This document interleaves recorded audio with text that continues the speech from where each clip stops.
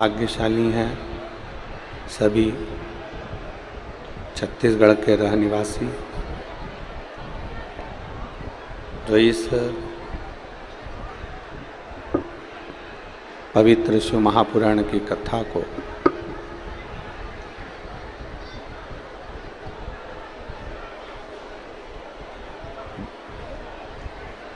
भगवान हाटकेश्वर महादेव की साक्षी में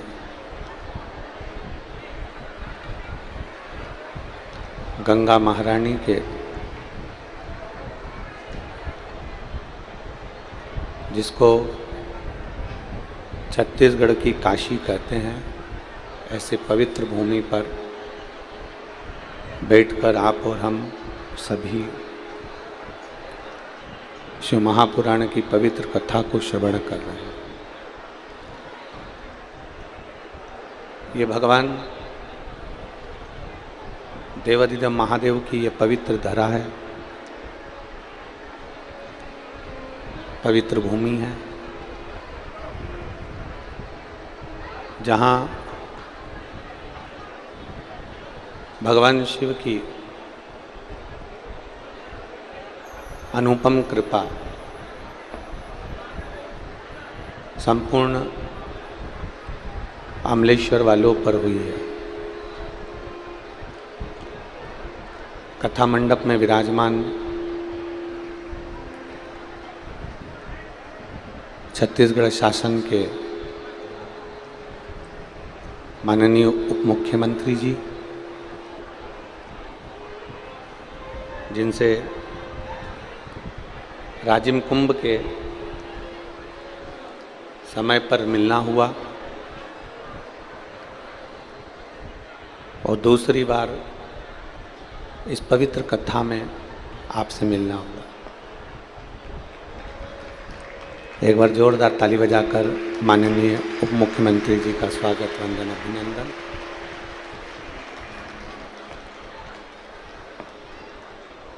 जो निरंतर समाज सेवा हो, राष्ट्र सेवा हो, सनातन धर्म के हित की बात हो, उसमें आप अग्रण्य रहे हैं। कथा के मंडप में विराजमान यजमान परिवार श्री पवन खंडेलवाल जी, श्री सागर खंडेलवाल जी, श्री विशाल खंडेलवाल जी, श्री मोनू साहू जी, सभापति जिला पंचायत दुर्ग, और सहयोगी में श्री बसंत अग्रवाल जी। इन सभी ने बड़े भावों से, आनंद से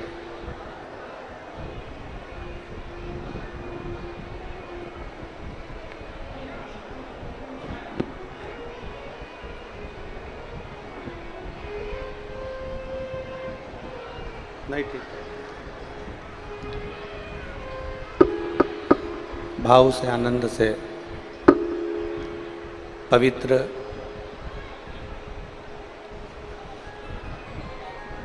शिव महापुराण की कथा का यजमान पद ग्रहण किया है। एक बार सभी यजमान परिवार को जोरदार ताली बजाकर स्वागत, वंदन, अभिनंदन।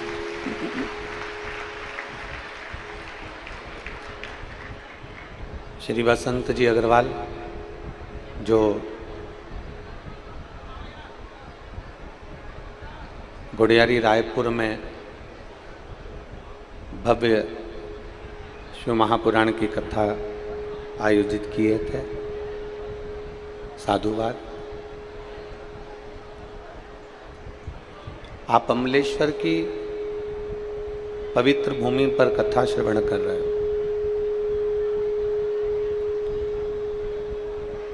और ये ध्यान रखें कि केवल इसको अमलेश्वर की छत्तीसगढ़ की भूमि ना समझते हुए इसको ये मानकर कथा सुने कि हम गंगा किनारे काशी में बैठकर कथा को श्रवण कर रहे हैं।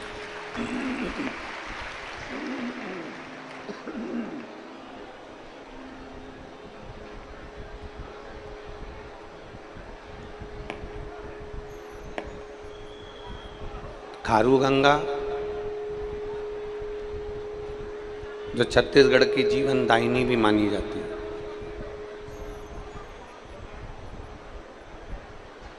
जहां पर विराजमान हाटकेश्वर महादेव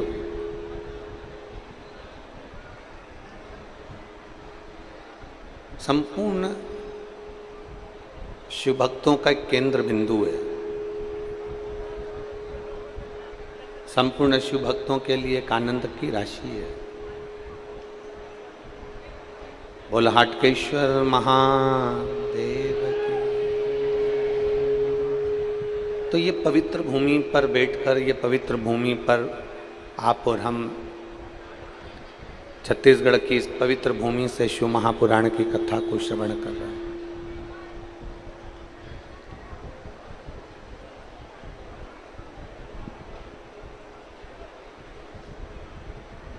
इतनी तपती हुई ज्येष्ठ का महीना, कहते हैं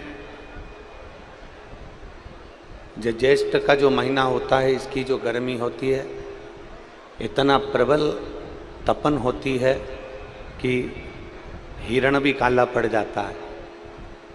और ऐसी ज्येष्ठ की गर्मी में आप ये लाखों की संख्या में यहाँ पहुंचकर कथा श्रवण कर रहे हैं। ये शिव की उदारता है, ये भगवान शंकर की करुणा है, ये उनकी उदारता है। और शंभो शरणे पड़ी मांगू घड़ी रे घड़ी, दुख काटो दया करी न दर्शन। ओ शंभो शरणे पड़ी मांगू घड़ी रे घड़ी, दुख काटो दया करी न दर्शन। बिना शिव की कृपा के एक कदम भी आप और हम चल नहीं सकते। बिना शिव की कृपा के एक अंश भी हम आगे बढ़ नहीं सकते। इस कथा का जो नाम दिया है वो समर्पण शिव महापुराण।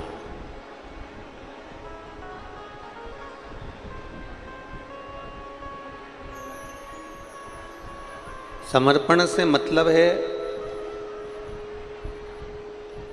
अपनी जिंदगी के, अपने जीवन के जितने दुख हैं, जितने तकलीफ है, जितने कष्ट हैं, अपने जीवन की जितने तकलीफें हैं, अपने जीवन के जितने दुख हैं, अपने जीवन के जितने कष्ट हैं, और अपना संपूर्ण जीवन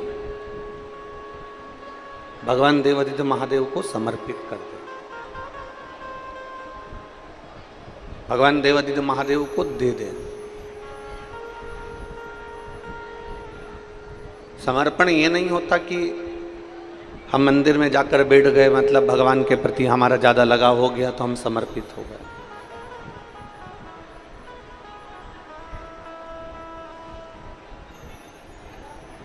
हम किसी तीर्थ में जाकर बैठ गए तो हम वहाँ जाने पर ऐसा लगा कि हम तीर्थ के प्रति समर्पित हो गए।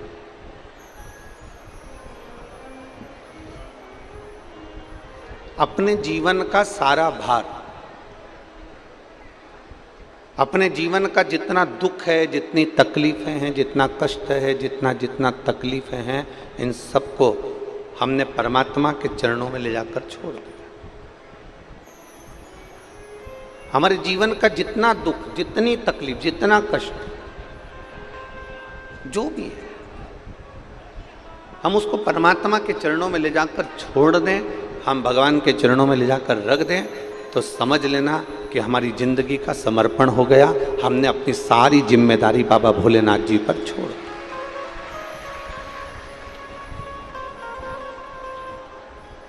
अपनी संपूर्ण जिम्मेदारी, थोड़ा नीचे कर,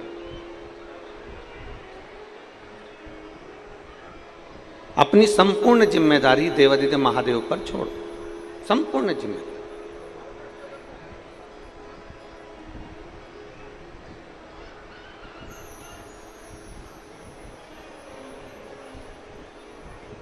कल जब हम आए, हमारा रुकना माननीय पवन खंडेलवाल जी के यहाँ हुआ है। पवन खंडेलवाल जी के हम रुके और हम जब नीचे से ऊपर की ओर जा रहे थे कक्ष में, तो हमने कहा कि बहुत अच्छा सूचना मिली कि आप लोगों ने बहुत अच्छी व्यवस्था करी।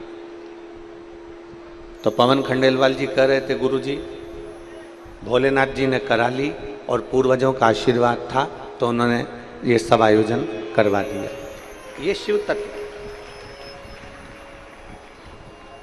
इसी को भगवान शंकर के प्रति अविरल भक्ति कहते हैं।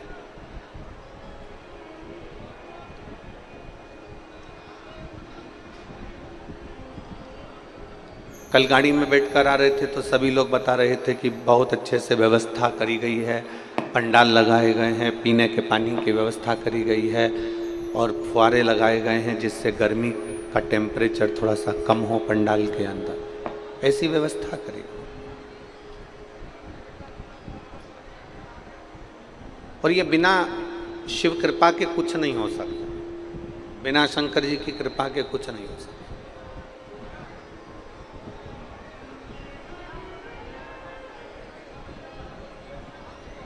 यदि आप भगवान देवादिदेव महादेव के प्रति समर्पित हो रहे हैं,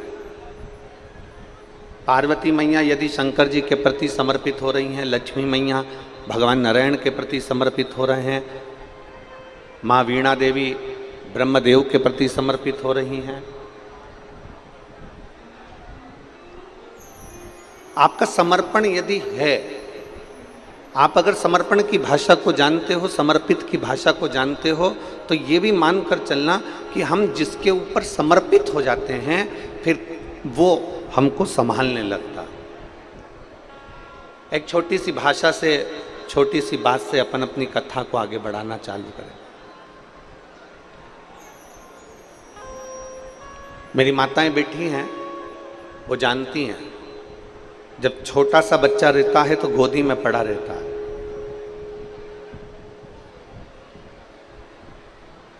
छोटा सा बच्चा कोई काम करता है क्या?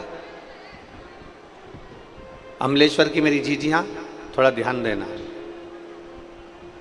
छोटा सा बच्चा गोदी में पड़ा है, दूध उठाकर पिएगा, बोतल उठाकर पिएगा, जम के बोलते जाओ जरा। जन्म लिया शिशु, गोदी में पड़ा हुआ 15 दिन का बालक, 20 दिन का बालक दूध की बाटल उठाकर दूध नहीं पीता। जन्म लिया शिशु, गोदी में पड़ा हुआ बालक भोजन उठाकर नहीं करता, केवल पड़ा रहता है और माँ उसके मन की दशा को समझती है।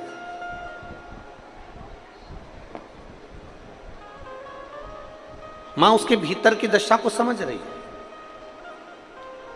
बच्चे को भूख लगी, माँ ने उसका चेहरा पढ़ लिया और माँ ने उसको दूध पिला दिया।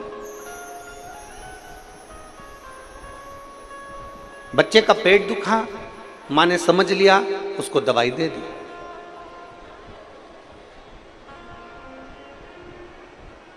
बच्चे ने गंदगी कर दी, माँ ने उसको कपड़ा बदल दिया। माँ उसकी सेवा संभाल में लगी हुई है, माँ उसकी सेवा संभाल कर रही है।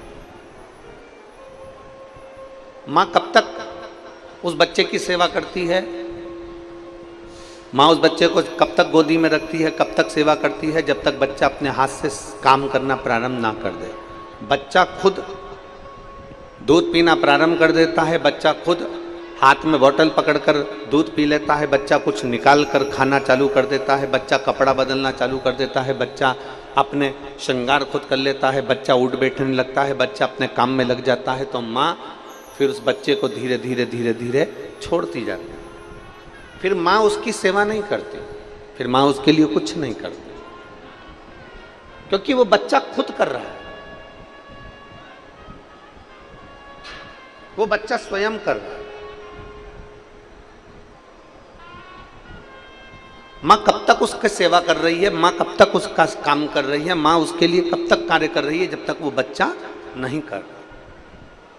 पर जैसे ही बच्चे ने काम करना प्रारंभ कर दिया, जैसे ही बच्चे ने दूध पीना प्रारंभ कर दिया, जैसे ही बच्चे ने अपने कपड़े पहनना चालू कर दिया, जैसे ही बच्चे ने रोटी निकाल कर खाना चालू कर दी, बच्चे ने फ्रिज खोलकर पानी पीना चालू कर दिया, मटके के पास गया, हंडे के पास गया, वहाँ से पानी लाया, पी लिया, बच्चे ने अपना काम करना चालू कर दिया, तो माँ धीरे धीरे उसका काम करना बंद कर देती है, छोड़ देती है। पर बच्चा जब तक माँ के ऊपर आश्रित रहता है, बच्चा जब तक माँ के ऊपर समर्पित रहता है, बच्चा जब तक माँ के प्रति समर्पण रखता है, तब तक माँ उसका पूरा ध्यान रखती है, उसके लिए सारी व्यवस्था करती है। और बच्चा जब माँ पर समर्पित नहीं होता, बच्चा जब माँ पर समर्पण नहीं रख पाता, बच्चा जब स्वयं काम करने लगता है, बच्चा स्वयं अपना कार्य करने लगता है, तो माँ धीरे धीरे उसको अपने कार्य के लिए छोड़ देती है। उसी तरह जैसे ये बच्चे की कथा है, जैसे ये माँ का चरित्र है, उसी तरह हमारा जीवन चरित्र है। हम जब तक देवाधिदेव महादेव पर समर्पित होकर चलते हैं, तो महादेव भी हमारा ध्यान रखता है और हमारी पूर्ण तरह से व्यवस्था करता है।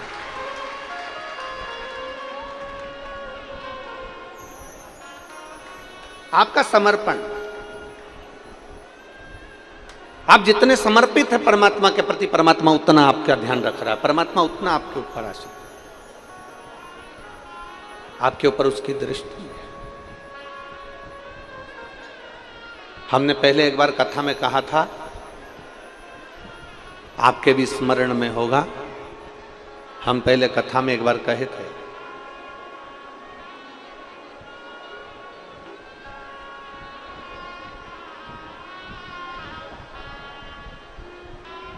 हम पहले कथा में आपको कहे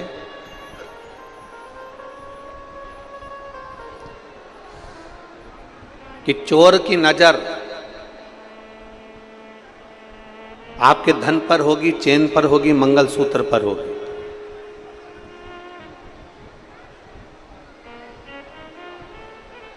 लुच्चे की नजर आपकी सुंदरता पर होगी। चोर की नजर चेन पर है, मंगलसूत्र पर है, चोर की नजर आपके पर्स पर है, आपके मोबाइल पर है। लुच्चे की नजर आपकी सुंदरता पर है, आप कितने सुंदर हो, आपको देखकर आपकी ओर आकर्षित हो। चोर की नजर चेन पर होती है, धन पर होती है, लुच्चे की नजर आपकी सुंदरता पर होती है, और मेरे महादेव की नजर जो भगवान की भक्ति में डूबा रहता है, उस पर निरंतर बनी ही रहती है।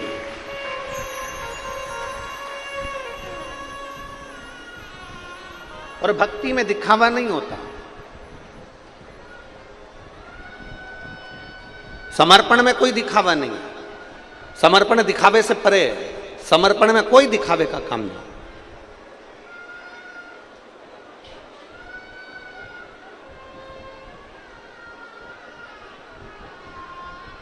चार पांच फूल लेकर आप मंदिर के अंदर गए, और थोड़े से फूल लेकर आप जब मंदिर के अंदर पहुंचे, और मंदिर में जाकर आप फूल लेकर पहुंचे हो, और चार लोगों को अगर दिखाकर वो फूल समर्पित कर रहे हो, तो भगवान वो फूल स्वीकार नहीं करता।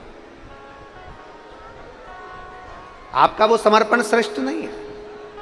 आपने अगर दिखावा कर कर कुछ कार्य किया है, तो वो उसमें श्रेष्ठता नहीं है। आप किसी को बताकर अगर कुछ दे रहे हो, तो उसमें श्रेष्ठता नहीं।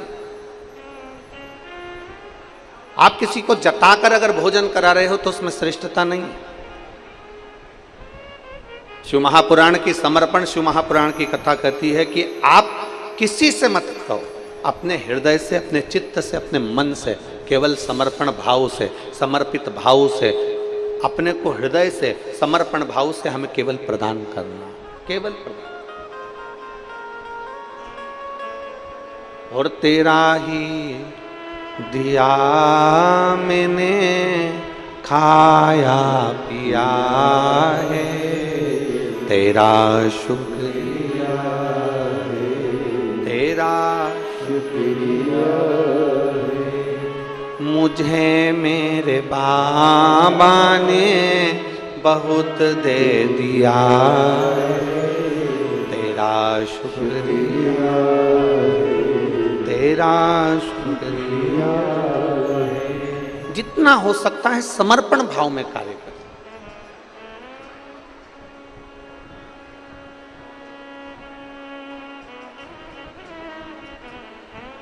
यहां हाटकेश्वर महादेव हैं। कौन कौन गया दर्शन करने? जरा हाथ उठाओ। आप लोग गए हो? रखिए। आप सभी को नमन है जो आप बाबा के दर्शन करें।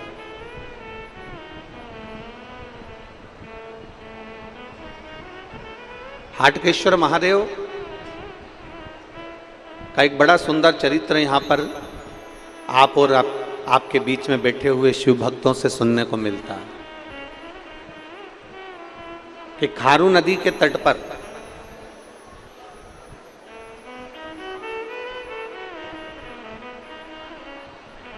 वन को जाते समय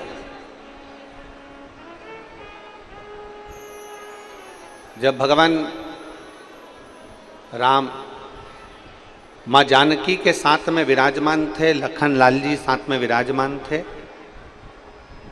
तब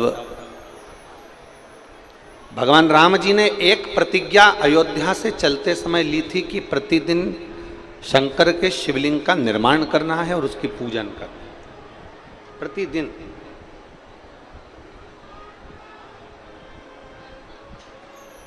और ये राम जी का नियम था, ये मेरे राघव जी का नियम था।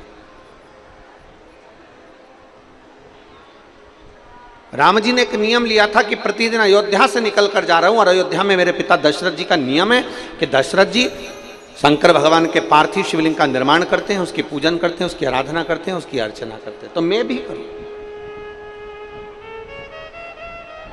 मैं भी उसको करूं। पर यही होना चाहिए। अगर पिताजी भजन करते हैं ना तो भजन का बल बेटे में आना चाहिए। पिताजी कीर्तन करते हैं तो कीर्तन का बल बेटे में आना चाहिए। पिताजी अगर सत्संग करते हैं तो सत्संग का बल बेटे में आना चाहिए। पर हमारे यहां पर थोड़ा उल्टा हो जाता है।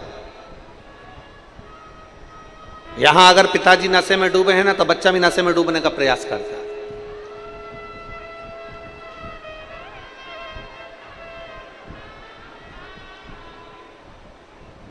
पर मैं छत्तीसगढ़ सरकार को और छत्तीसगढ़ की पुलिस प्रशासन को, छत्तीसगढ़ की पुलिस प्रशासन को धन्यवाद देता हूं कि कहीं पर कोई प्रदेश की पुलिस एक नियम संचालित नहीं करती, पर छत्तीसगढ़ की पुलिस ने एक नियम संचालित कर रखा है, नशा मुक्ति के लिए बहुत जागरूकता कर रखी है छत्तीसगढ़ पुलिस।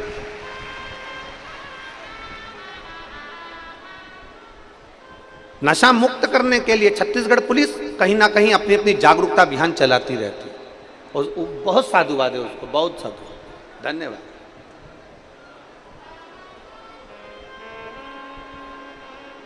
शिव महापुराण की कथा कर रही है। पिताजी सत्संग में डूबे हैं तो बेटे को सत्संग में जाना चाहिए। पिताजी भजन में डूबे हैं तो बेटे को भजन की ओर अग्रसर होना चाहिए।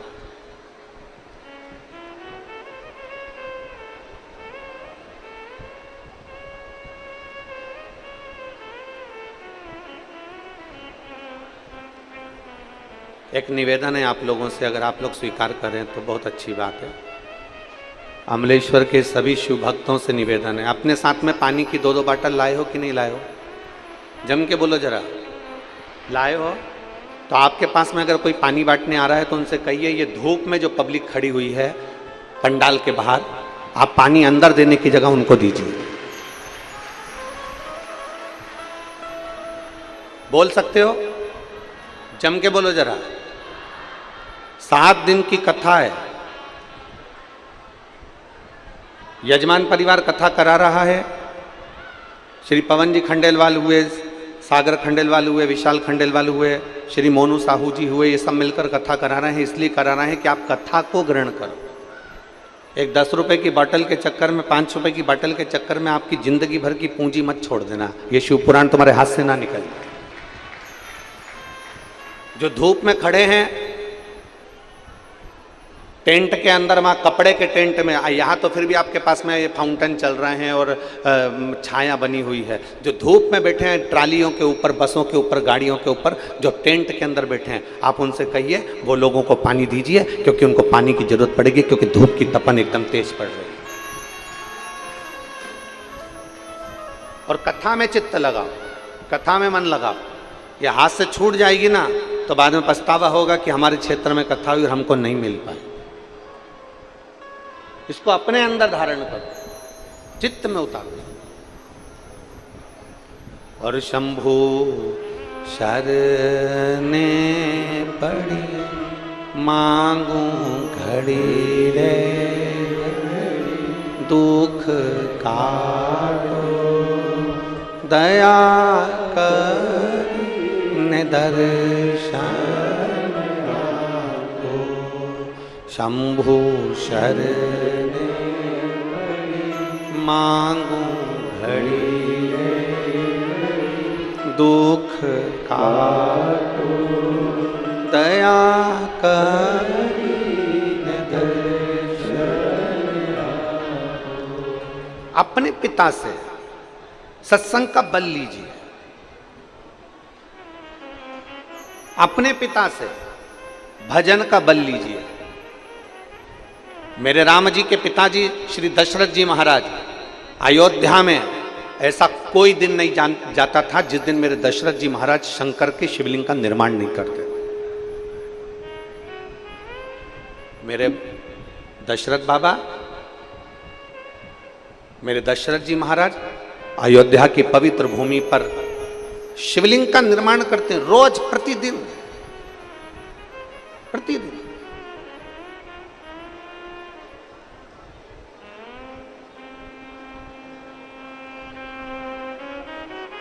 और भगवान शंकर से रोज प्रार्थना करते हैं, रोज, प्रतिदिन। जब अयोध्या से मेरे राम जी वनवास के लिए जा रहे हैं,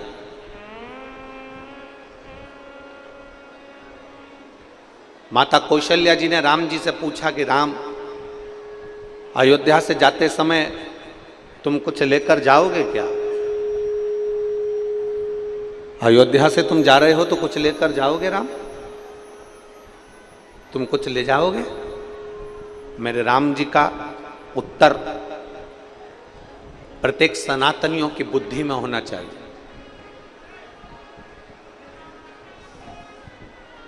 अवध के राजा राम जी का उत्तर प्रत्येक सनातनियों की बुद्धि में होना चाहिए। राम जी से कौशल्या मैया पूछ रही है कि तुम वन में जा रहे हो तो राम तुम कुछ लेकर जाओगे? राम जी कहते हैं, माँ, अयोध्या से जाते समय केवल 2 चीजें लेकर जा रहा हूं, एक अपनी मातृभूमि की रज और दूसरा अपने हृदय में जनमानस के कल्याण का संकल्प। एक अपनी मातृभूमि की रज, एक अयोध्या की रज और एक संपूर्ण विश्व के कल्याण का संकल्प।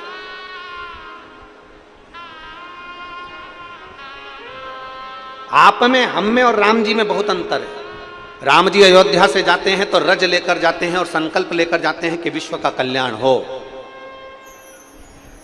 और आप और हम जब कहीं जाते हैं तो ये विचार कर कर जाते हैं कि अपने साथ में बैग में सामान रख लो, खाने पीने का सामान रख लो, थोड़ा बहुत सामान जोड़ के रख लो, और संकल्प लेकर जाते हैं कि अपना भला हो, बाकी का दूसरे को जाने।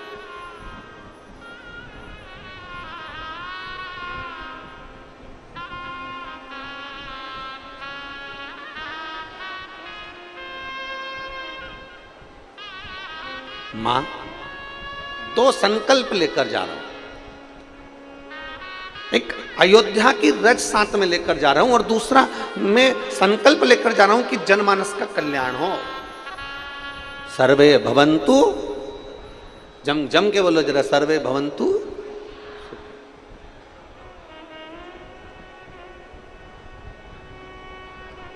ये संकल्प लिया है राम जी।